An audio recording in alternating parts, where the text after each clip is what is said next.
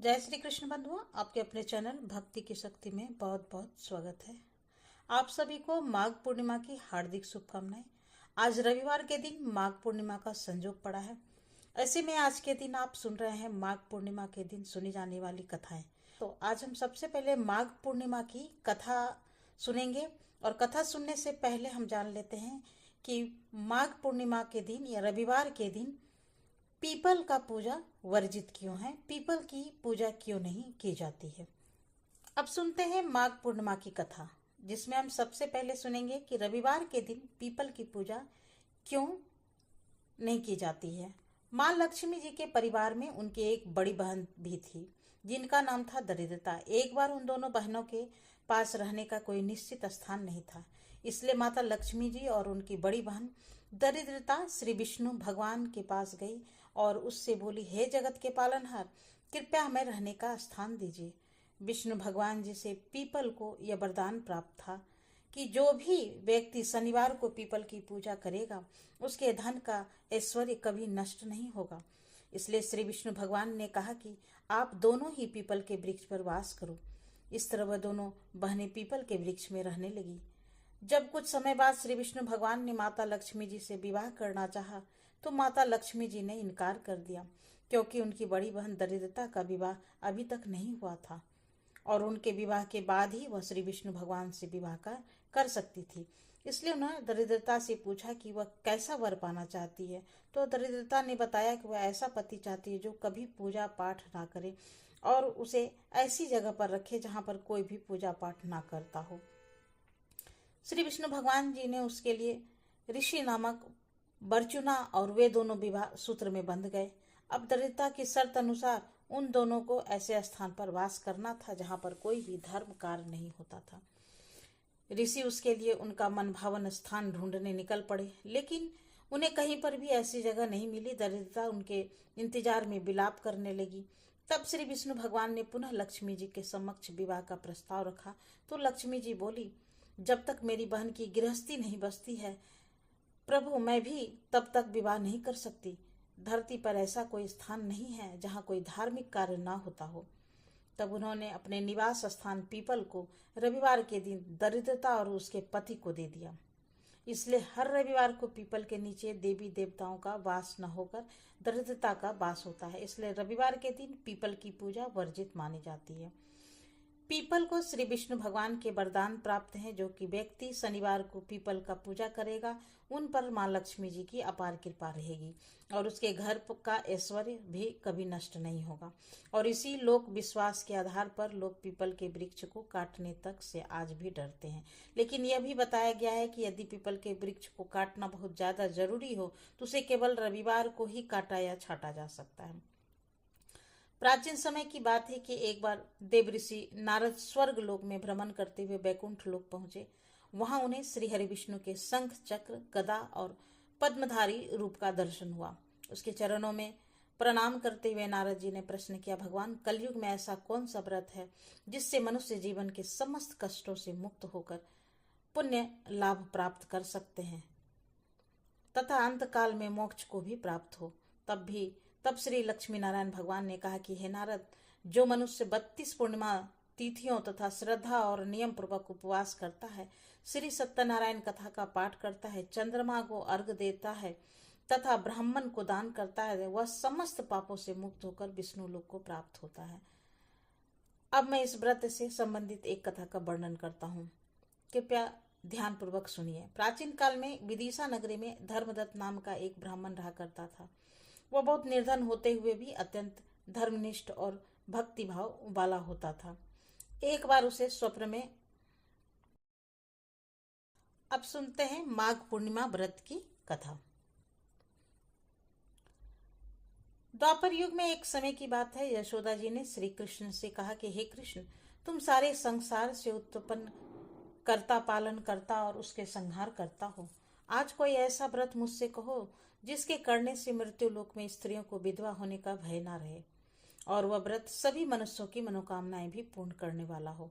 तब श्री कृष्ण कहने लगे, माता, आपने अति सुंदर प्रश्न किया है। मैं आपसे ऐसे ही व्रत के विस्तार पूर्वक कहता हूँ। सौभाग्य की प्राप्ति के लिए स्त्रियों को 32 पूर्णमासी का व्रत करना चाहिए।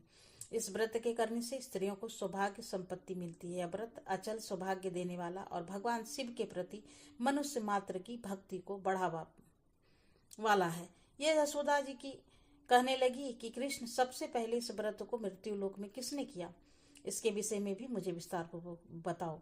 तब श्री कृष्ण कहने लगे कि माते, इस भूमंडल पर एक अत्यंत प्रसिद्ध राजा चंद्रहास से पालित अनेक प्रकार के रत्नों से परिपूर्ण कार्तिका नाम की एक नगरी थी। वहां पर धनेश्वर नाम का एक ब्राह्मण था और उनकी पत्नी अति सुशील रूपवती थी। दोनों ही उस नगरी में बड़े प्रेम से रहते थे। घर में धन धान्य आदि की कोई कमी नहीं थी, लेकिन उन्हें एक बात का बड़ा दुख था कि उसके कोई भी संतान नहीं था। इस दुख से वह अत्यंत दुखी रहा करते थे।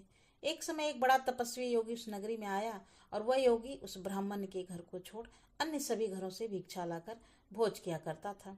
एक दिन वह योगी रूपवती से भिक्षा न लेकर किसी दूसरे से भिक्षा लेकर गंगा किनारे भिक्षा से मिले अन्न को प्रेम पूर्वक खा रहा था कि धनेश्वर ने योगी का यह सब कार्य किसी प्रकार से देख लिया। अपने भिक्षा के अनादर से दुखी होकर धनेश्वर योगी से बोला, महात्मन, आप सभी घरों से भिक्षा लेते हैं किंतु मेरे घर की भिक्षा कभी नहीं लेते, इसका क्या कारण है?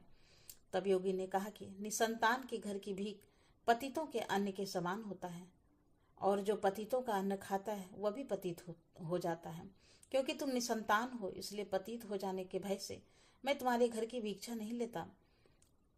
धनेश्वर यह बात सुनकर अपने मन में बड़ी दुखी हुआ और हाथ जोड़कर योगी के पैरों में गिर पड़ा और विनीत स्वर से कहने लगा कि हे महात्मा, अगर ऐसा है तो आप ही मुझे पुत्र प्राप्ति का कोई उपाय बताएं। आप तो सब कुछ जानने वाले हैं, मुझ पर यह अवश्य ही कृपा कीजिए। धन की मेरे घर में कोई कमी नहीं है, किंतु कोई पुत्र न होने के कारण मैं अत्यंत दुखी हूँ। आप मेरे इस दुख को दूर करें। यह सुनकर योगी कहने लगे, हे ब्राह्मण, तुम देवी चंडी की आराधना करो। फिर घर आकर उसने अपनी पत्नी के सारा वृत्तांत कहा और खुद तपस्या करने के लिए वन में चला गया। वन में जाकर उसने देवी चंडी की उपासना की और उपासना किया और चंडी देवी ने 16वें दिन उसको स्वप्न में दर्शन दिए और कहा, धनेश्वर, जा, तेरे पुत्र होगा, परंतु वह 16 वर्ष की आयु में ही मृत्यु को प्राप्त हो जाएगा। पति पत्नी 32 पूर्णमासियों का व्रत विधि पूर्वक करोगे तो वह दीर्घायु होगा। जितनी तुम्हारी सामर्थ्य हो आटे के उतने दिन दिए बनाकर शिव जी का पूजन करना, किंतु पूर्णमासी को 32 संख्या पूरी हो जानी चाहिए। प्रातः काल होने पर इस स्थान के पास ही तुम्हें आम का एक वृक्ष दिखाई देगा। उस पर चढ़कर तुम एक फल तोड़कर जल्दी अपने घर चले जाना और अपनी पत्नी से सारा वृत्तांत कहना। ऋतु स्नान के बाद वह स्वच्छ होकर श्री शंकर जी का ध्यान करके उस फल को खा लेगी। तब शंकर भगवान की कृपा से उसको गर्भ ठहर जाएगा।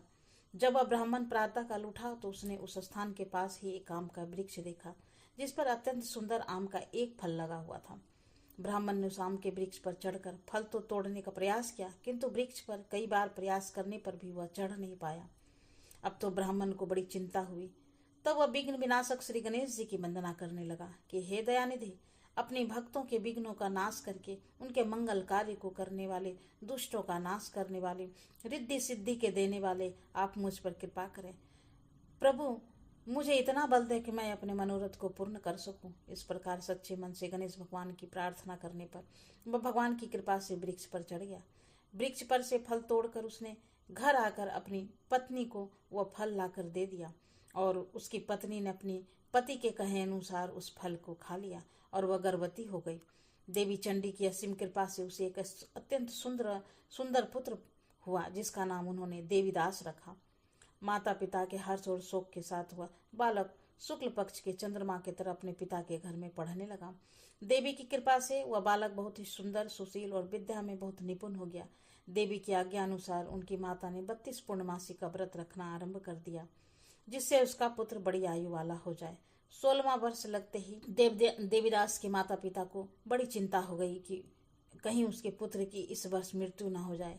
इसलिए उन्होंने अपने मन में विचार किया कि अगर यह दुर्घटना उनके सामने हो गई तो वे सहन नहीं कर सकेंगे। इसलिए उन्होंने देवीदास के मामा को बुलाया और कहा, हमारी इच्छा है कि देवीदास 1 वर्ष तक काशी में जाकर विद्या अध्ययन करे और उसको तुम अकेला कभी नहीं छोड़ना। इसलिए तुम साथ में जाओ और 1 वर्ष के बाद उसको वापस लौटा लाना। सारा प्रबंध करके उसके माता पिता ने काशी जाने के लिए देवीदास को एक घोड़े पर बिठाया और उसके मामा को उसके साथ कर दिया। किंतु बालक के अल्पायु होने के बाद बालक को या उसके मामा को धनेश्वर ने अपनी पत्नी के साथ मिलकर अपने पुत्र को मंगल कामना और दीर्घायु के लिए देवी भगवती की आराधना और पूर्णमासी का व्रत आरंभ कर दिया।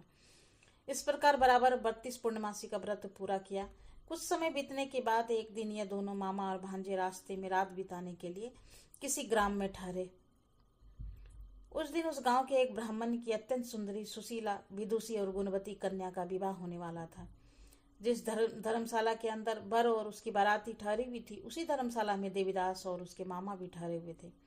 संयोगवश कन्या को तेल आदि चढ़ाकर मंडप आदि का कर्म किया गया तो लगन के समय वर को धनुर्वात हो गया था।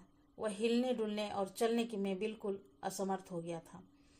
तब वर के पिता ने अपने परिवार जनों से परामर्श करके निश्चय किया कि यह देवीदास मेरे पुत्र जैसा ही सुंदर है, मैं इसके साथ ही लगन करा दूं और बाद में विवाह के सभी कार्य मेरे पुत्र के साथ हो जाएंगे। ऐसा सोचकर देवीदास के मामा ने जाकर वह बोला कि तुम थोड़ी देर के लिए अपने भांजे को हमें दे दो, जिससे विवाह के लगन का सारा कार्य सुचारू रूप से हो सके। तब उसका मामा कहने लगा कि जो कुछ भी कन्यादान के समय वर को मिले वह सब हमें दे दिया जाए, तो मेरा भांजा इस बारात का दूल्हा बन जाएगा। यह बात वर के पिता ने स्वीकार कर ली और तब मामा ने अपना भांजा वर बनने को भेजा और उसके साथ विवाह के सभी कार्य रात में विधि पूर्वक संपन्न हो गया। पत्नी के साथ वह भोजन नहीं कर सका। दुखी मन से वह सोचने लगा कि न जाने यह कैसी स्त्री होगी। वह एकांत में इसी सोच में पड़ा हुआ था कि उसकी आंखों में आंसू भी आ गए। तब उसकी पत्नी ने पूछा कि क्या बात है, आप इतनी उदासीन और दुखी क्यों हो रहे हो। तब उसने यह सारी बातें जो वर के पिता और उसके मामा में हुई थी वधू को बता दी। तब वह वधू कहने लगी कि यह ब्रह्म विवाह के विपरीत कैसे हो सकता है। देव, ब्राह्मण और अग्नि के सामने मैंने आपको ही अपना पति बनाया है, इसलिए आप ही मेरे पति हैं। मैं आपकी ही पत्नी रहूंगी, किसी अन्य की बिल्कुल नहीं। तब देवीदास ने कहा कि ऐसा मत करो, क्योंकि मेरी आयु बहुत थोड़ी है। मेरे मरने के बाद तुम्हारी क्या गति होगी इस बात को अच्छी तरह सोच लो। परंतु वह वधू दृढ़ विचार वाली थी। बोली कि जो आपकी गति होगी वही मेरी भी होगी। स्वामी, आप उठिए और भोजन कीजिए, आप निश्चय ही भूखे होंगे। तभी देवीदास और उसकी पत्नी ने मिलकर भोजन किया और रात में वे सो गए। प्रातःकाल देवीदास ने अपनी पत्नी को 3 नगों से जड़ी हुई एक अंगूठी और एक रुमाल दिया और बोला, प्रिय, इसे संकेत समझ कर रखो और शांत हो जाओ। मेरा स्मरण और जीवन जानने के लिए एक पुष्प वाटिका बना लो, उसमें सुगंधित वाली एक नव मल्लिका लगा लो। उसको हर दिन जल से सींचना और आनंद के साथ खेलना कूदना और उत्सव मनाना। जिस समय और जिस दिन मेरी मृत्यु होगा यह फूल सूख जाएगा, और जब यह फिर से हरे भरे हो जाएं तो समझ लेना कि मैं जीवित हूँ। यह बात निश्चय करके समझ लेना और इसमें कोई संशय मत करना। ऐसा समझा बुझा कर वह चला गया। प्रातःकाल होते ही वहां पर गाजे बाजे बजने लगे। जिस समय विवाह के कार्य समाप्त करने के लिए वर तथा बाराती मंडप में आए तो कन्या ने वर को भली प्रकार से देखकर अपने पिता से कहा कि यह मेरा पति नहीं है, मेरा पति वही है जिसके साथ रात में मेरा विवाह हुआ था। इसके साथ तो मेरा विवाह ही नहीं हुआ। अगर यह वही है तो बताए कि मैंने इसको क्या दिया था और रात में हमारे बीच में क्या गुप्त बातें हुई थी। वह सब बताई। पिता ने उसके कहे अनुसार वर को बुलवाया। कन्या की सारी बातें सुनकर वह कहने लगा कि मैं कुछ नहीं जानता। इसके बाद वह लज्जित होकर अपना समूह लेकर चला गया और सारी बारात भी अपमानित होकर वहां से लौट गई। भगवान श्री कृष्ण आगे बोले, हे माते, इस प्रकार देवीदास काशी विद्या पढ़ने के लिए जब कुछ समय बीत गया तो काल से प्रेरित होकर एक सांप रात के समय उसको डसने के लिए वहां पर आया। उस विषधर के प्रभाव से उसके बिस्तर के चारों ओर से विष की ज्वाला से वह बिस्तर विषैला हो गया, परंतु वृतराज के प्रभाव से उसको यह सांप काट नहीं पाया, क्योंकि पहले ही उसकी मां ने 32 पूर्णमासी की व्रत कर रखा था। इसके बाद मध्याह्न के समय स्वयं काल वहां पर आया और उसके शरीर से उसके प्राणों को निकालने का प्रयास करने लगा, जिससे वह मूर्छित होकर धरती पर गिर पड़ा। भगवान की कृपा से उसी समय देवी पार्वती जी के साथ श्री शंकर जी वहां पर आ गए। उसको मूर्छित दशा में देखकर देवी पार्वती ने भगवान से प्रार्थना की, प्रभु, इस बालक की माता ने पहले 32 पूर्णमासी का व्रत किया है, जिसके प्रभाव से ही भगवान अब आप इसको प्राण दान दे दीजिए।